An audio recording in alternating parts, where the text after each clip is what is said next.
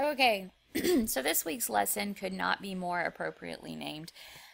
Quadratic functions are everywhere. They're all, I mean, not just all throughout your math classes, but like all about real world and physics and all this good stuff.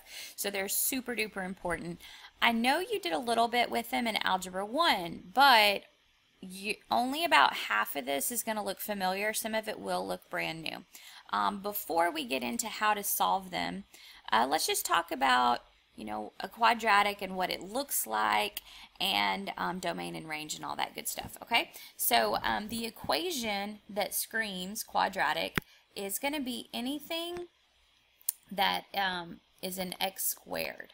Okay, so if you see x raised to the second power, it is automatically a quadratic function. Now, if there's no extra numbers or anything on it, then it's technically the parent. And if it's the parent function, it looks like this.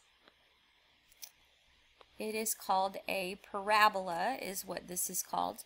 And a parabola is very uniform and symmetrical.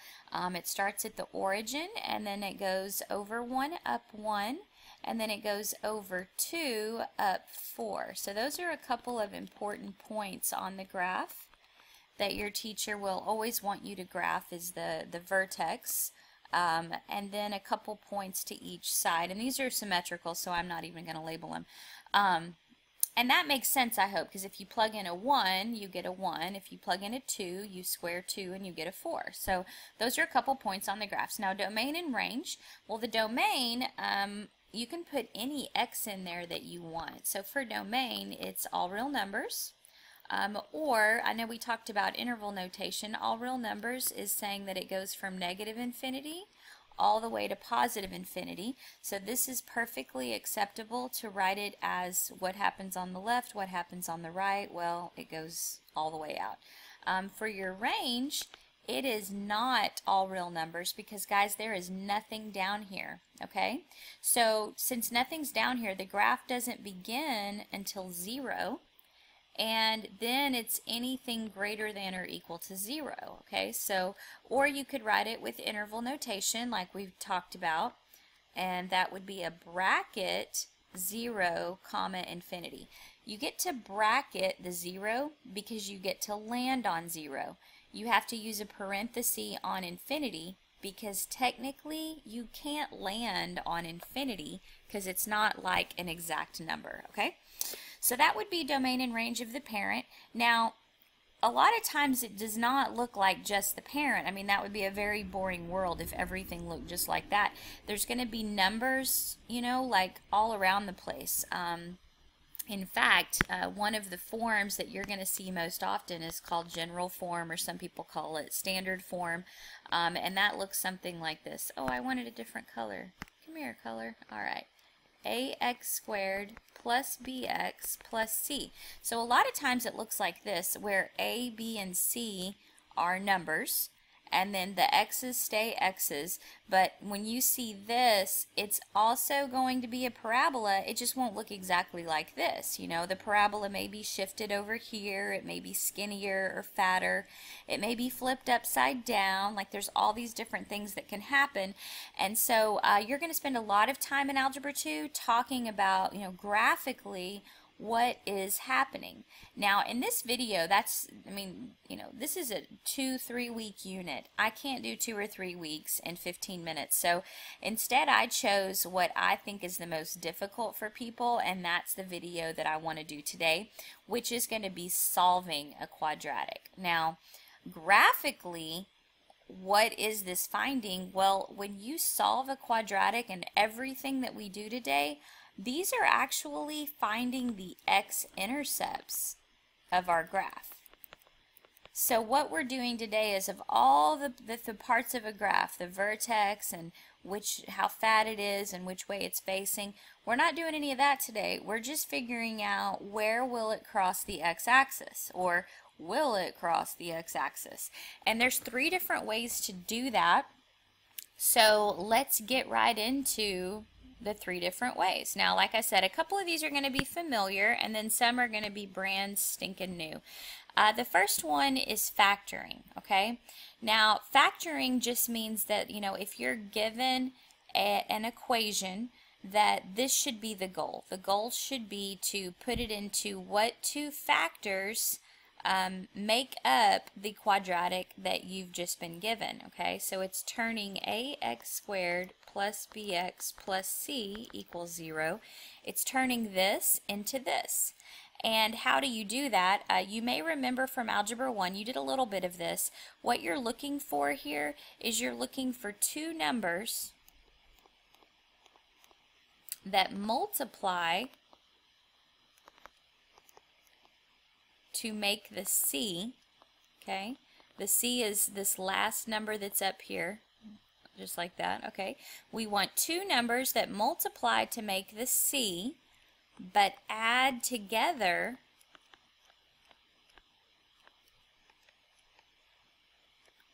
to make the b that's in the middle, okay? So this is tricky. It's hard to just write it out without doing an example. So we're going to look directly below, and that is going to be our example, okay? So here's the deal. When you see this, okay, we need two numbers that multiply to make the c. Now the c is the number in the back. So start thinking right now, what are two numbers that multiply to make 21? And then once you figure out a combination of numbers, those same two numbers have to add together to make the number that's in the middle, okay? So when you figure those out, they are going to go in the parentheses, not where the x is, but they're going to go in the back. They're going to be the numbers that we fill in back there, okay? So for instance, well, 21, if we need to multiply to make 21, I know a lot of you probably said, okay, 3 times 7. Well, 3 times 7 is great, but 3 plus 7 is a positive 10. And right here we have a negative 10. So you got to rethink it and go, oh wait, can I make this happen? Well, you actually can if you make both the 3 and the 7 negative, if you call it a minus 3 and a minus 7, because then it's negative 3 times negative 7, and it's still a positive 21. But when you add those two together, you do get your negative 10 that's in the middle. Factoring is awesome if you can think of the numbers, because what happens is once you factor it, then you just take each parenthesis and set it equal to 0. Okay, so x minus 3 is 0, x minus 7 is 0, and then we solve. So if I want x to be alone, I move the 3 to the other side, and I get that. Here, I move the 7 to the other side, and I get that. So we know that this graph, if we were to graph it, these would be my x-intercepts. So I know I'm going to cross the x-axis at 3 and at 7. And you can check yourself if you want to look on a graphing calculator and make sure that you found the two right numbers.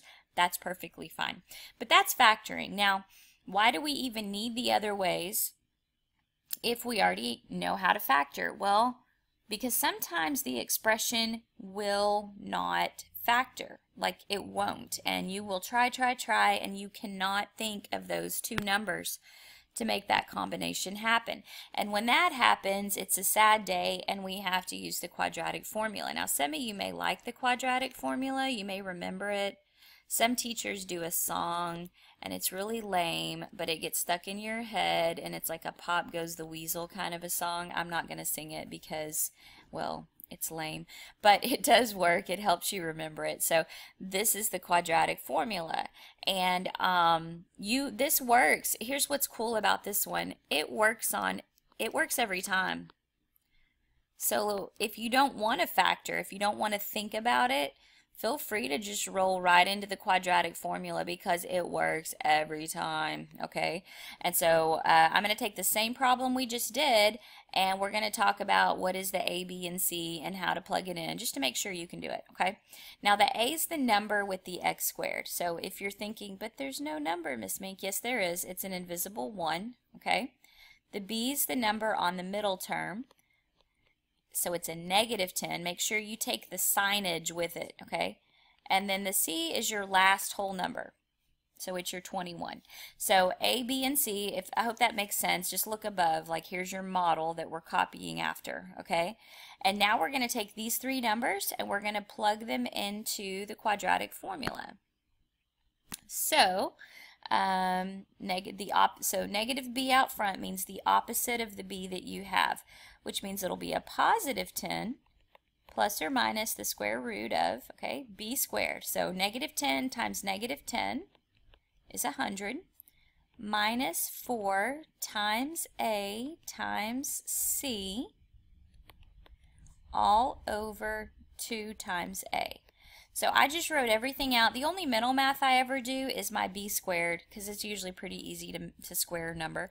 And then from here you go to town. So that's going to be 10 plus or minus the square root of, okay, 4 times 21, what is that, 84? So 100 minus 84 is 16, and that's all over 2.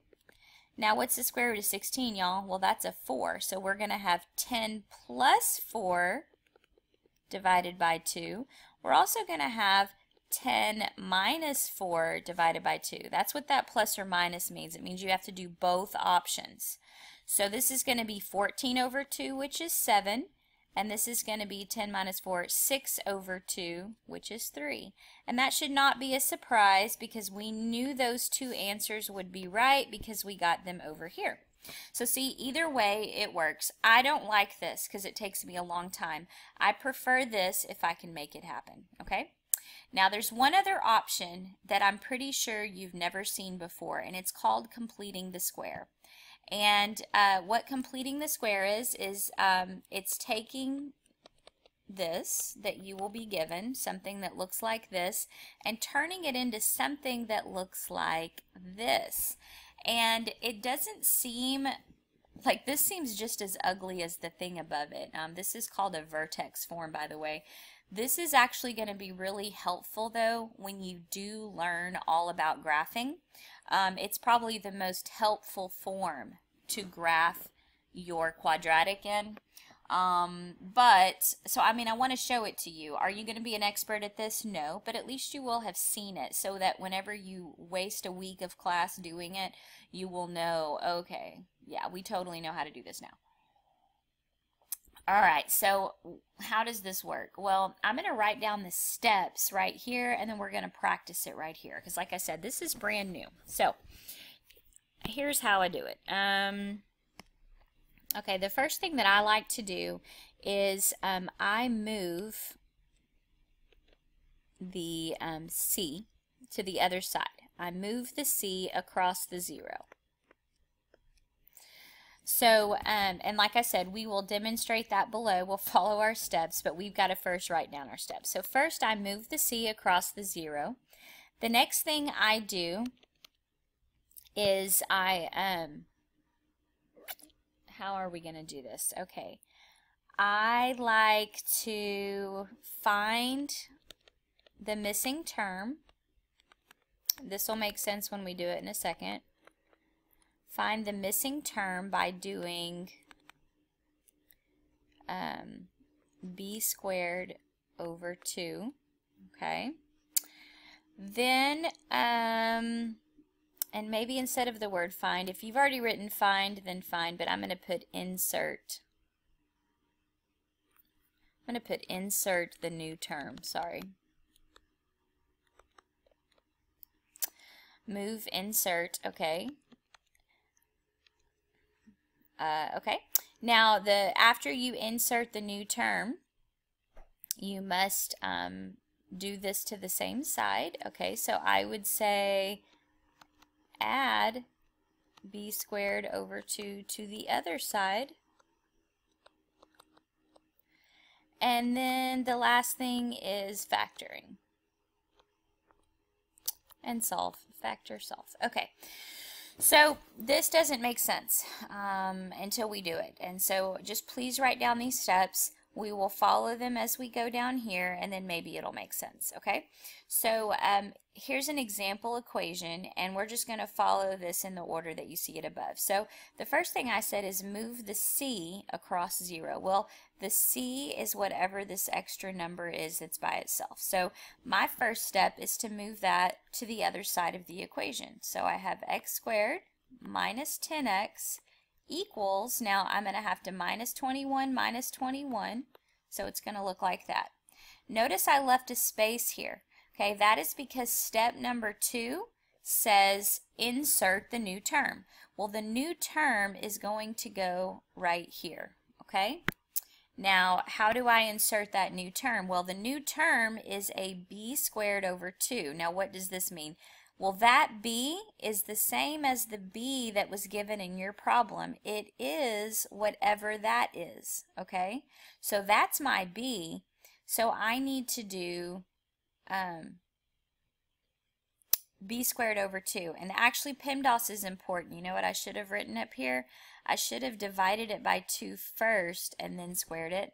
So add parentheses around there because the order you do this step in is really important. So first cut it in half and then let's square it, okay? So if I take 10 and cut it in half, I get 5, and then I square it, and that is a 25. So the new term that I'm going to put in right here is a 25. Now it'll always be a positive because when you square any number, it's always positive. So I'm going to do a plus 25 right here, okay? Well, I've just changed the problem, and that's why step 3 exists. You are not allowed to just add whatever the heck you want unless you do it to both sides of the equation. You have to be fair. Whatever you do to one side, you have to do to the other. So all that this step is saying is, hey, remember, if you added something to one side, make sure you also add it to the other side, okay? And you could put your plus 25 back here. It doesn't matter where you put the plus 25. You need to make sure that you add it to both, okay? So now I've done all of the first 3 steps, and my last step says to factor and solve. Okay, well, what does that mean? Well, factoring just means this. You've just created a problem right here that now has a perfect square. This should be something that factors into this form right here. That's the whole point of this. And so if you were to factor this, you would break it down into, just like we said over here, I need 2 numbers that multiply to 25, but also add to negative 10. Okay? Well, what are 2 numbers that multiply to 25? Well, that's 5 and 5.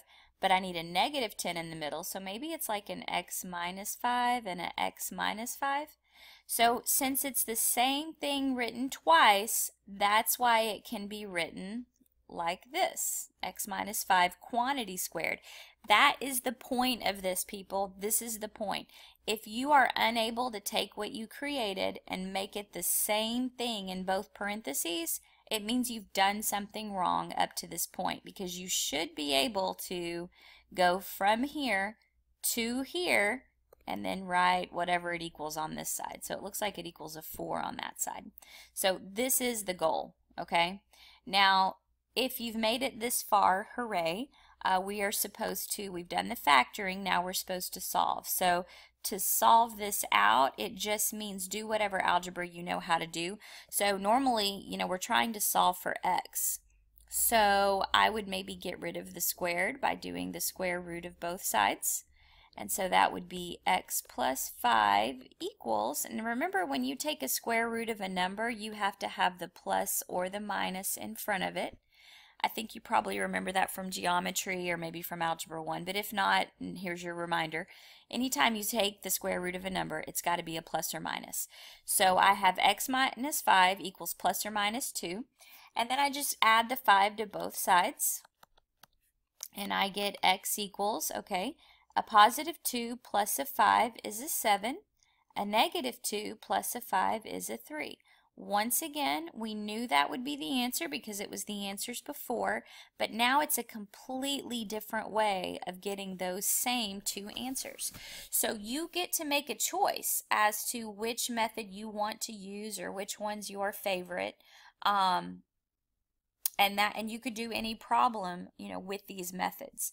So there's plenty of practice on this on the assignment, and I know it's going to be weak for you because you're brand new to it. I will slow down on the homework when I work it out and show you each and every step just so you can get more practice of watching me do it as well. But I'm going to let you try it first because you may have gotten that and you understand it and it's great, so we'll have to see. Okay, so I put one more on here just for practice, and on this one we can do any way that you want. I'm going to be honest. I always try to factor first. And that's what, you know, this right here says, when should I use each method? Well, you know, it's up to you. Factoring doesn't work every time, but I always try it first. If it doesn't factor, then I could do quadratic formula or completing the square, because those work either time, okay? And then so something like this, I would try to factor it first. And to factor this, the only thing that makes a 3a is a 3, oh wait, something is weird. This doesn't even factor. I think that was supposed to be an x squared. Oops. Go ahead and change that on your paper because that's just weird. I think I messed that up. This was supposed to be a 3x squared. So the only thing that makes a 3x squared is a 3x times an x. And the only thing, well, there's a lot of things that make 30. I mean, it's either 2 and 15, or what else makes 30? 6 and 5, or even 30 and 1. So it becomes more complicated when it has a bunch of different combinations, right? And the goal or the idea would be, you know, I need these two numbers to multiply to negative 30, which means that one of them has to be negative to make a negative 30. But then at the same time, I've got to make this positive 13 in the middle, and oh wait, I also have a number in the front. And for some of you, factoring right now, you just want to quit on life because that number combination is difficult. I'm going to finish this out, but I just want you to know if this is hard for you, then this is why, you know, right in here, quadratic formula. I mean, it works every single time if you don't want to think through the factoring. I'm going to show you sort of how I reason through these. I would probably start with like the 2 and the 15. And maybe you start by putting a 2 here and a 15 here, and I'm trying to make a positive 13 in the middle. So what you have to keep in mind is that this thing would get FOILed. And I know you did FOIL back in algebra, so you would have to do the first times the first, this one times this one, and this one times this one. Well, when I do this times this, that's 45, and that's a 2. Well, a 45 and a 2 cannot make a 13. So then I would try switching the 15 and the 2, and then I would FOIL it, and I would get 3x times 2 is 6, and then 15 and 1 is 15. Okay, so those numbers don't make a 13. So then I would switch to maybe the 6 and the 5, okay? So maybe I'll put the 5 here and the 6 here, okay? Well, this would be a 3 times a 6 is 18. A 5 times a 1 is a 5. Can a 18 and a 5 make a 13? Yes, they can. A positive 18 and a negative 5 would make that number in the middle, but then when I multiply these two, they would also make the number in the back. So this is factoring on steroids, okay? And this is, you will eventually have to be good at this, but if you're not good at this yet, then stick with the quadratic formula. Quadratic formula if factoring is difficult. Whew, terrible handwriting. Quadratic formula if factoring is difficult, okay? And then completing the square also works every time, so if you feel like you're getting good at this, then feel free to get good at that and use that one. The only other thing to say before you try homework is to address this situation. What if I get a negative under a square root, okay?